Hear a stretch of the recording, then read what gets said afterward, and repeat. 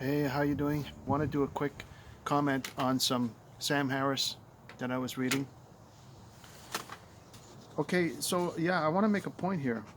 Now, first of all, I'd like to say I love Sam. Well, everybody loves Sam Harris. Come on, right? The guy's a hero. Everybody loves him. He's so stoic. He's got the logic. I mean, his delivery is unsurpassed. I mean, the guy is just a walking, breathing advertisement for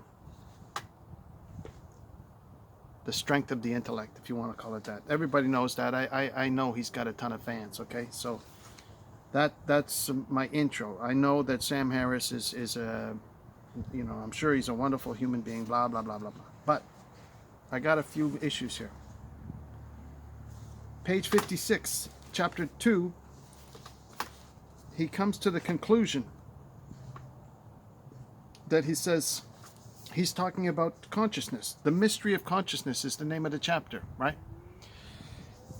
And he reaches a point where he reaches the conclusion. He said, after he's talking about, I'm not going to go into all he's talking about the consciousness. He says, when we linger over the details, this notion of emergence, the emergence of consciousness, seems merely a placeholder for a miracle. In other words, the way that consciousness arises in the human mind, it's miraculous. And this is coming, and it seems merely a placeholder for a miracle.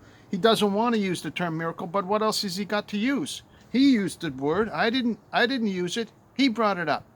This guy is a PhD in neuroscience. He's a neuroscientist. He studied the brain up, down, in and out, back and forth, and they can't find the spirit of man. They can't find consciousness. That's page 56. Then page 62. He comes to the conclusion after talking about consciousness even more. This is the same chapter, the mystery of consciousness. And he says it follows, therefore, that rigorous introspection, spirituality, in the widest sense of the term, is an indispensable part of understanding the nature of the mind. That's from the atheist, right?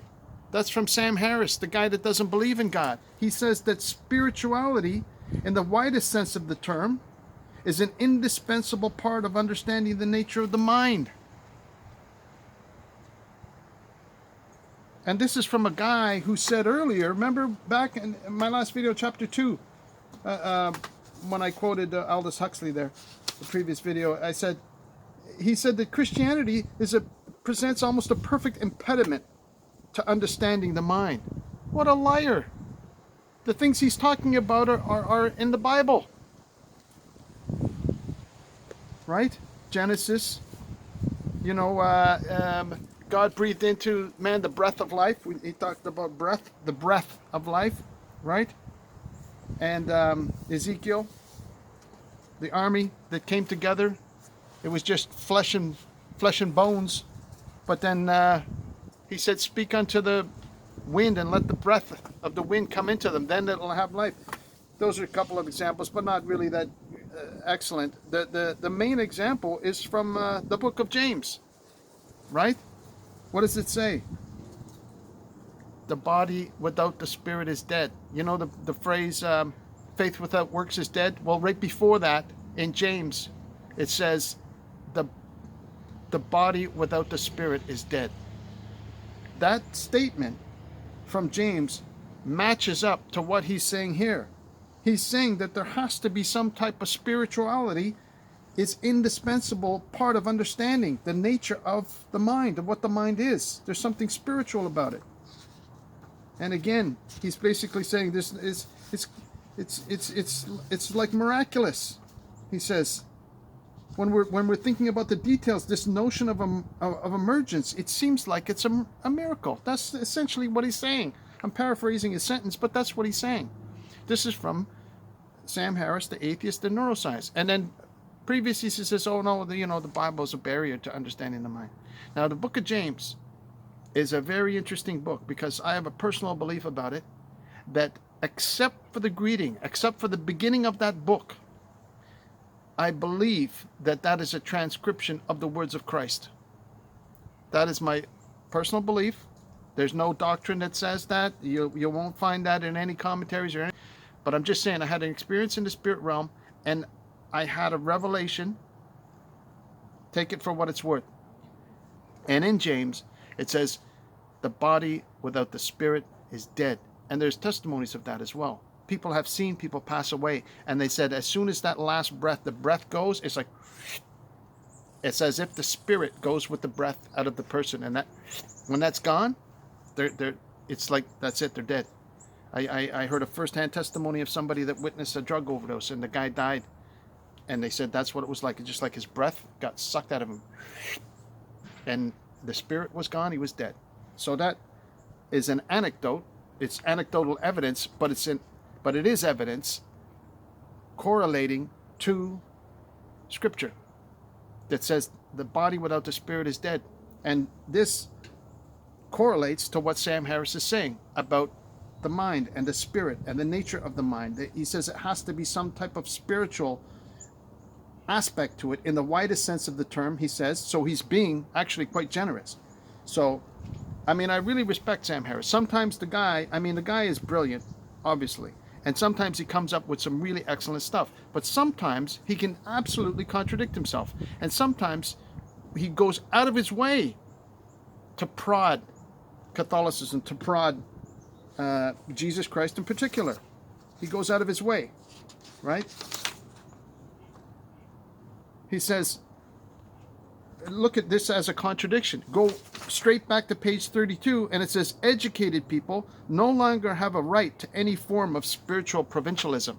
He used the term provincialism. And then, in other words, if you're talking about spirituality in any way related to traditional, old-fashioned, provincial, Bible, this is what he doesn't want, right?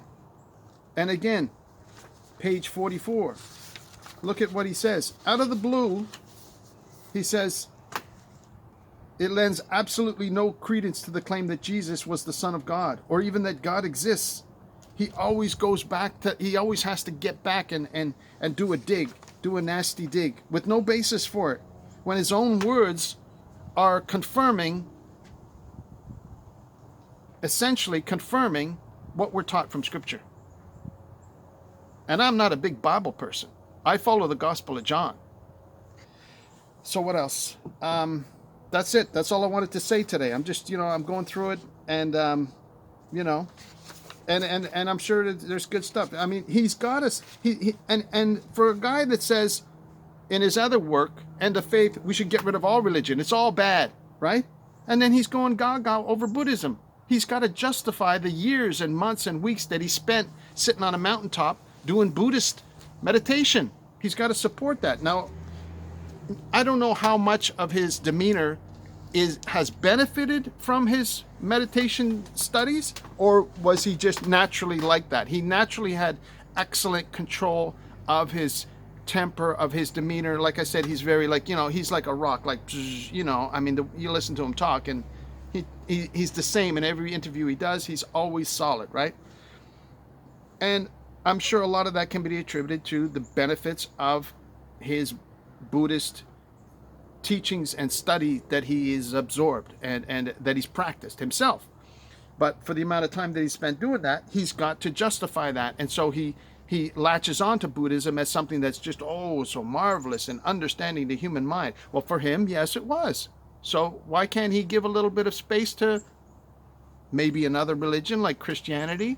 Are you listening to me, Sam? But I'm taking my time. I'm not in any rush to read the rest of the book. I'm going to read it. I'm giving it, absolutely as much credence as I can, because, like I said, he's hugely popular today, and he's got a massive following, and tons of people think he's just the cat's pajamas. So I get that, right? But we got to look at what he's saying, analyze it, and say, hey, really, what is he saying here? This is important stuff. But anyway, thank you so much for listening. God bless you. I love you. I pray that you're blessed. And thank you so much for watching. I received a positive comment from somebody who said that they appreciated my book reviews. That really means a lot to me. Thank you so much for your comment. I appreciate that, and I'm going to continue on. Take care now. Bye-bye.